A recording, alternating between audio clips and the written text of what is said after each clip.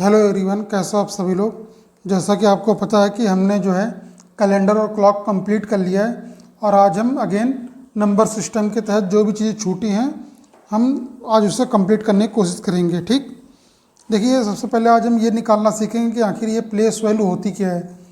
Place value को आप जो है स्थानीय मान भी कहते हैं ना, प्लेस वैल्यू। और इसका दूसरा नाम क्या है, लोकल वैल्यू। ठीक, अब हम इसको क्या कहते हैं हिंदी में, स्थानीय मान। तो अभी स्थानीय मान होता क्या है, देखिए जो नंबर आपको नंबर दिया होता है उसमें जो डिजिट होती है उनकी क्या पोजीशन है, उस पोजीशन को निकालने के लिए हम जो है उसी को हम क्या कहते हैं, स्थानीय मान कहते हैं। अब जैसे कि एग्जांपल देता हूँ मैं आपको, जैसे कि 212 है। अब इसमें कोई ये कह दे कि एक पर्टिकुलर डिजिट के बारे में पूछ ले कि जैसे 212 की जगह 213 लिखिए। ठीक, अब कोई कह दे कि एक की पोजीशन क्या है, एक जो है दहाई के स्थान पर है। कैसे निकाला जरा देखिए आप, वह जिसको जानकारी वो तो डायरेक्टली बता देगा, जिसको जानकारी नहीं वो निकाले कैसे। देखिए ये 3 लिखा हुआ, ये यूनिटरी प्लेस पे है। 3 इंटू 10 की पावर 0, तो कितना आया, 3 इंटू 10 की पावर 0 का मतलब क्या होता है, 1 होता है, तो यानी 3 आ गया। ठीक, अब 1 का देखिए, 1 इंटू 10 की पावर 1, ठीक, तो कितना आया, 1 इंटू 10 यानी कि 10 आ गया। ठीक, देखिए 10 की पावर 1 का मतलब है ये जो है दहाई के स्थान पर है। ठीक, 10 की पावर 0 का मतलब 1 होता है, और 1 का मतलब ये जो है इसकी जो पोजीशन वो यूनिट प्लेस पर है। अब जैसे ये 2 के बारे में लीजिए, जैसे कि यहाँ पर 2 क्या है, 2 इंटू 10 की पावर 2, तो इसको आप क्या लिखेंगे, 2 इंटू 100। अब इस 100 का मतलब क्या है, ये सैकड़ा है, यानी कि 2 की पोजीशन क्या है, वो सैकड़ा के स्थान पे। क्योंकि देखिए ये इकाई है, 3 इकाई है, 1 दहाई है, 2 सैकड़ा, इकाई दहाई सैकड़ा है ना, तो ये कितना आया, 200। अब मैंने वहाँ पे 212 क्यों नहीं लिया था, उसका एक रीज़न था। यदि मैं शुरुआत में 212 लेता तो आप ये कन्फ्यूज हो जाते हैं कि मैं कौन से 2 की बात करूँ, जैसे ये लिखा हुआ है। तो ये अपने इसको कैसे लिखेंगे, 2 इंटू 10 की पावर 0, यानी कि 2 इंटू 1। 1 का मतलब क्या है कि 2 की जो पोजीशन है वो यूनिट प्लेस पर है। अब 1 के बारे में लीजिए, 1 इंटू 10 की पावर 1। अब इसका मतलब क्या हो गया, 1 इंटू 10 का मतलब कि ये दहाई, एक की क्या पोजीशन है, वो दहाई के स्थान पर है। आप चाहें तो इसको 10 भी लिख सकते हैं, फिर आगे है ना। अब ये जैसे ये तो कितना लिखो, 2 इंटू 10 की पावर 2, 0 1 2 है ना। तो इसका मतलब 2 इंटू 100 आ गया, यानी 2 की जो पोजीशन क्या है वो सैकड़ा के स्थान पर, यानी वो 100th पोजीशन पर है। तो कितना आ गया, 200। ठीक, अब नेक्स्ट क्वेश्चन देखिए, जैसे एग्जाम्पल लेता हूँ मैं आपके सामने, 1 8 7 5 6 ये लिखा हुआ है। ठीक, अब इसमें जो है ये पूछ रहा है कि जैसे भी पूछ ले कि 7 की क्या पोजीशन है, क्या स्थिति है। अब ये यदि पर्टिकुलर किसी आप डिजिट की बात कर रहे हैं, अंक की बात कर रहे हैं, तो आप उसको निकालेंगे कैसे। देखिए वैसे तो मुझे पता है कि ये 700 आएगा यहाँ पर, है ना, लेकिन अब कैसे निकालेंगे। देखिए ये कितना आ रहा है, 6 इंटू 10 की पावर 0, कितना आया, 6 आया, क्योंकि 10 की पावर 0 की वैल्यू कितनी होती है, 1 होती है, तो कितना आएगा, 6। अब 5 को लीजिए, 5 इंटू 10 की पावर 1, कितना आया, 50 आएगा, है ना। अब इसको लीजिए, 7 इंटू 10 की पावर 2, कितना आया, 700। अब इसी प्रकार इसको लीजिए, 8 इंटू 10 की पावर 3, कितना आया, 8000। अब 1 को लीजिए, अब कितना आया, 1 इंटू 10 की पावर 4, कितना आया, 10,000, है ना। एक चीज़ देखिए, यहाँ पर जैसे 7 लिखा हुआ, 7 के बाद ये मतलब कि पहले नहीं, ये इधर ये पहले, ये इधर बाद है, तो 7 के बाद सिर्फ 2 संख्या है, तो आप जो है 2 जीरो लिख दीजिए। और यहाँ पर 8 के बाद जो है 3 संख्याएं, तो 3 जीरो लिख दीजिए। 1 के बाद कितनी संख्याएं, 1 2 3 4, तो 4 जीरो लिख दीजिए, है ना। अब इसको लिखने का तरीका क्या है, इसको आप कैसे लिखेंगे, देखिए 1 into 10⁴ plus 8 into 10⁻³ plus 7 into 10⁻² plus 5 into 10⁻1 plus 6, क्योंकि 10⁻0 की वैल्यू क्या होगी, सिर्फ 1 होगी, है ना। अब नेक्स्ट क्वेश्चन देखिए, एक एग्जाम्पल लीजिए। 536.72। अच्छा एक चीज़ बताइए, जैसे कि कोई संख्या लिखी हुई है 0.3, तो आप इसको क्या लिखते हैं, 3/1 लिखेंगे, 0.3 पहले ऐसे लिखेंगे, दशमलव हटाया आपने, 0 लिखा, तो कितना आ गया 3/10, है ना। अब जैसे कि ये लिखा हुआ है, मान लीजिए 0.03, तो इसको आप कैसे करते, आप जो है 0.03/1 कर देते, क्योंकि अब किसी भी संख्या में यदि 1 से डिवाइड करेंगे तो संख्या पे कोई भी इफेक्ट नहीं पड़ता है ना। तो आपने क्या किया, दशमलव हटाया, दशमलव बाद कितनी संख्या है, 1 2, 2 संख्या है, तो आपने 2 जीरो लिख दिया, तो कितना आ गया 3/100 आ गया। 100 कब आए, ये 100th पोजीशन पर कब आए, जब दशमलव के बाद 2 संख्याएं, है ना। लेकिन यदि मान लीजिए ऐसा दिया हुआ है, जैसे कि 0.30, अब देखिए लास्ट में 0 के बाद कोई भी संख्या नहीं है, तो इस 0 कोई भी सिग्निफिकेंट नहीं आएगा। कैसे, अभी देखिए, मैं चाहता तो इसको डायरेक्टली क्या लिख देता, 3/10 लिख देता, लेकिन मैं आपको समझाने के लिए दिखा रहा हूँ। देखिए कैसे, 0.30 लिखा आपने 1 लिखा, क्योंकि 1 से डिवाइड करने में कोई फ़र्क नहीं पड़ेगा, दशमलव हटाया, दशमलव के बाद कितनी संख्या है, 1 2, आपने 2 जीरो लिख दिया, ठीक। तो यह नंबर क्या आ गया 30/100। अब इस जीरो से ये जीरो कटा, तो कितना बचा 3/10। देखिए ये दोनों सेम है, तो आपने क्या देखा कि दशमलव के बाद यदि जीरो है और जीरो के बाद कोई संख्या नहीं है, तो उस जीरो का कोई सिग्निफिकेंट नहीं होता है, ठीक है। लेकिन वही यदि दशमलव के बाद जीरो है, लेकिन जीरो के बाद कोई संख्या है, तो उस जीरो का सिग्निफिकेंट होता है। तब जैसे, क्योंकि तभी तो 3/100 आया, और इस केस में क्या आया 3/10 ही आया, जैसा कि ये वो केस, सेम केस ये वाला है ना। तो अब आप इसको देखिए, जैसे क्या लिखा हुआ 536.72, तो आप इसको कैसे लिखेंगे, 2 इंटू 1/100 ये लिखेंगे, क्योंकि दशमलव के बाद 2 संख्याएं, तो 1/100। दशमलव के बाद एक संख्या कौन सी है, वो 7 है, तो आप इसको क्या लिखेंगे, 7 इंटू 1/10, ठीक। अब ये इसको आइए 6 इंटू 10⁻0, तो कितना आएगा 6 ही आएगा, क्योंकि 10 की पावर 0, किसी भी संख्या की पावर यदि 0 है तो हमेशा 1 आता है। जैसे इस चीज़ को आप ध्यान रखिए, यदि a की पावर 0 है तो इसका आंसर हमेशा 1 आएगा। a की पावर 0 का मतलब क्या है, a का मतलब कि a की जगह आप कोई भी संख्या ले लीजिए, मतलब कोई भी नंबर ले लीजिए, है ना। अब जैसे 3 है, इसको आप क्या लिखते, 3 इंटू 10 की पावर 1, ठीक, मतलब अब इसको 5 को कैसे लिखेंगे, अब आप 5 इंटू 10 की पावर 2, है ना, ये लिखेंगे ना। अब जैसे कि एग्जाम्पल दूसरा लीजिए, इसी में ही मान लीजिए मैं लिख देता 536.020, ये लिख दूँ। अब बहुत से लोग कहेंगे कि भाई दशमलव के बाद ये 0 है, तो लेकिन मैंने क्या कहा कि 0 के बाद यदि कोई संख्या नहीं है, तो आपने क्या किया कि 0 के बाद यहाँ पर कोई संख्या नहीं है, कौन सी 0, इस 0 के बाद, तो इस 0 कोई सिग्निफिकेंट नहीं है, तो आप इसको क्या लिख देते हैं, लिख सकते हैं 536.02, यही लिख सकते हैं ना। अब इसको देखिए क्या लिखा हुआ है, 2 इंटू 1/100, ठीक।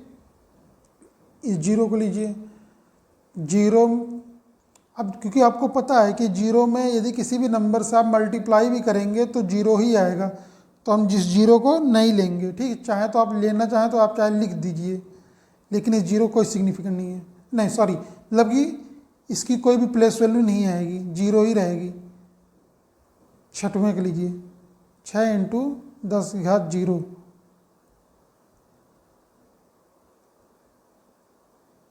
कितना आया, 6 आएगा। 3 इंटू 10 की घात 1, कितना आया, 30 आया। 5 इंटू 10 की घात 2, यानी कि 100, 500 आएगा, है ना। ठीक, अब एक एग्जाम्पल है, उसको ज़रा लिखिए।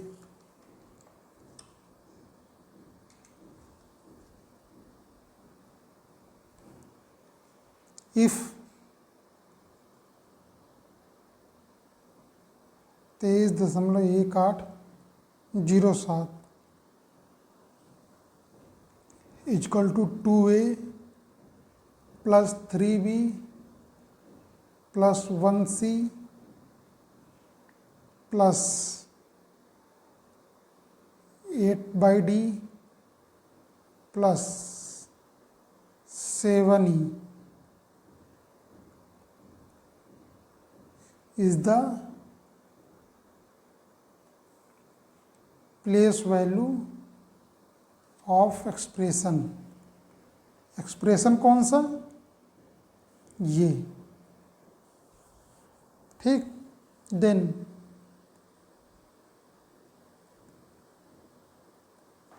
Find the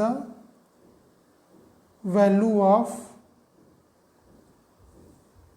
7a plus 2b plus 6c plus d plus 2e। ये बताना है आपको, कैसे निकालेंगे। देखिए, सबसे पहले आप क्या करेंगे,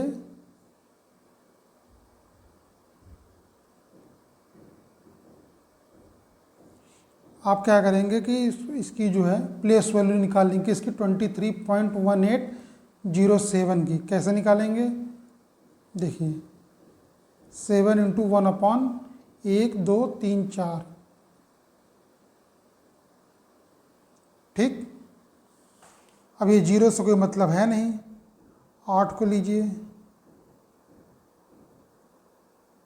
8 इंटू 1/10 की पावर 2, ठीक। क्योंकि देखिए दशमलव बाद कि किस स्थान पर है, 1 2, तो 1/10 स्क्वायर। 1 को लीजिए, 1 इंटू 1/10, ठीक। 3 को लीजिए, 3 इंटू 10 की पावर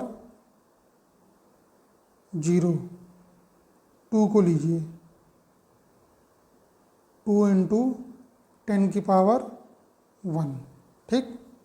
अब आपने क्या करना है, इसको आप जो है इस एक्सप्रेशन से जो है, ये वाला जो एक्सप्रेशन है इससे आप जो है मिला लीजिए, मतलब कि दोनों को इक्विवेलेंट पुट कर दीजिए। देखिए, ये 7 कहाँ पर आ रहा है, मतलब कि 7 का यहाँ पर 7 जो कोफिशिएंट है वो किसका, ई का है, या फिर ये कह दीजिए कि 7 का जो कोफिशिएंट क्या है, ई है। तो यहाँ पर देखिए कि किसके इक्विवेलेंट है, ये 7e की इक्विवेलेंट है। अब 8 किसके इक्विवेलेंट आ रहा है, 8/d, 8/d कर दीजिए। ये जो है 1c की इक्वल आ रहा है, और ये किसके, 3b के इक्वल आ रहा है। ये कहाँ से वैल्यू आ रही है, ये आपको इस एक्सप्रेशन से आ रही है, ठीक। और इसको देखिए, ये किसके इक्वल है, 2a की, है ना। तो आपने देखा कि यहाँ पर भी 7 आ रहा है, यहाँ पर भी 7 आ रहा है, तो इसका मतलब e जो है 1/10,000 के इक्वल होगा कि नहीं होगा। e किसके इक्वल होगा, 1/10,000 या फिर 10 की पावर 4, ये कर दीजिए, ठीक। और d किसके इक्वल आ रहा है, देखिए यहाँ पर भी 8 आ रहा है और यहाँ पर भी 8 आ रहा है, और d जो है एक तरह से अपॉन में आ रहा है, तो ये डी यहाँ पर मतलब कि ये जैसे यहाँ पर देखिए किसके इक्वल है, 8 इंटू 1/d लिखा हुआ एक तरह से ये, 1/d किसके इक्वल आ रहा है, 1/10 स्क्वायर के, यानी d की वैल्यू क्या हो गई बताइए, d की वैल्यू हो गई 10 स्क्वायर, है ना। c की वैल्यू कितनी हो गई, यहाँ पर भी 1 है, यहाँ पर भी 1 है, और दोनों मल्टीप्लाई में है, क्योंकि 1c है, यहाँ पर 1 इंटू 1/10 है, तो c की वैल्यू क्या हो गई 1/10। अब यहाँ पर भी 3 है, यहाँ पर भी 3 है, तो यानी b की वैल्यू जो है 10 की पावर 0 के इक्वल होगी, और 10 की पावर 0 की वैल्यू क्या होती है, हमेशा 1 होती है ना। और यहाँ पर a की वैल्यू क्या हो जाएगी, 10 हो जाएगी। ठीक, अब आपने क्या करना है, जो आपको ये एक्सप्रेशन इसको लिख लेना है।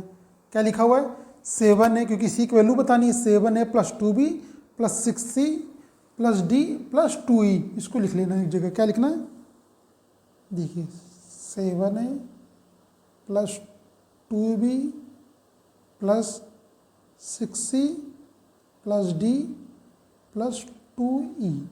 अब आपको ये सभी वैल्यू जो है a b c d e की वैल्यू पुट करनी है यहाँ पे। देखिए 7 इंटू एक वैल्यू देखिए कितनी आई है, 10 आई है, तो आपने क्या करना है 10 कर दिया। 2b, b की वैल्यू कितनी आई है, 1 आई थी, है ना। 6c, c की वैल्यू कितनी आई थी देखिए जरा, 1/10 है, c की वैल्यू कितनी है 1/10 प्लस d की वैल्यू कितनी है 100 थी, और e की वैल्यू कितनी थी 2 इंटू 1/10 की पावर 4, यही थी ना, देख लीजिए, ये देखिए, है ना। अब आपने इसको सॉल्व कर लेना है। देखिए कितनी आई है, 70 प्लस 2 प्लस 0.6 प्लस 100 प्लस 0.00 ये 2, है ना। जब आप इसको पूरे को ऐड करेंगे तो कितनी आएगी, 170 170 हो गए, 172, तो 172.6002, 6002, ये आपका आंसर आ गया। ठीक, ठीक है।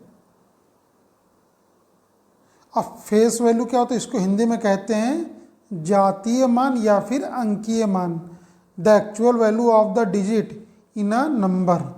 मतलब कि जो आपको नंबर दिया होगा उसमें जिस भी डिजिट की जो है फेस वैल्यू पूछेगा, सेम एज इट इज़ आपको वही उतार के रख देनी है। जैसे एग्जांपल मैं आपको देता हूँ, मान लीजिए ये कहे कि 328, इसमें ये कह दे कि 2 की फेस वैल्यू क्या होगी, तो आंसर क्या होगा 2 ही होगा। यदि वो कहे कि 8 की फेस वैल्यू बताइए, तो आंसर क्या होगा 8 होगा। वो यदि ये कहता है कि 3 की फेस वैल्यू कितनी होगी, तो आपने क्या करना 3 ही आंसर दे देना, ऐसे, है ना। जैसे एग्जांपल एक और लीजिए, मान लीजिए कह रहा है जैसे कि 505। अब कोई कह दे कि 5, वो ये जो यूनिट प्लेस में जो 5 है इसकी फेस वैल्यू कितनी होगी, इसकी भी 5 होगी। अब जो आपकी 100th पोजीशन पे यानी कि सैकड़ा के स्थान पे जो 5 है उसकी फेस वैल्यू कितनी होगी, उसकी भी 5 होगी, और जो 0 है वो 0 की 0 ही रहेगी, है ना। ठीक,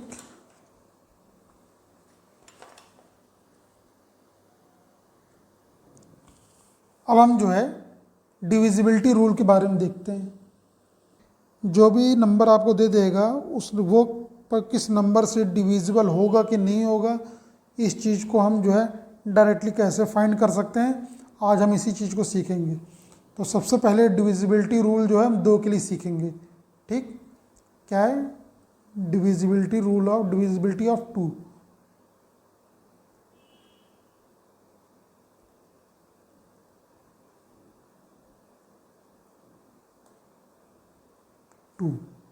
कैसे पता करेंगे,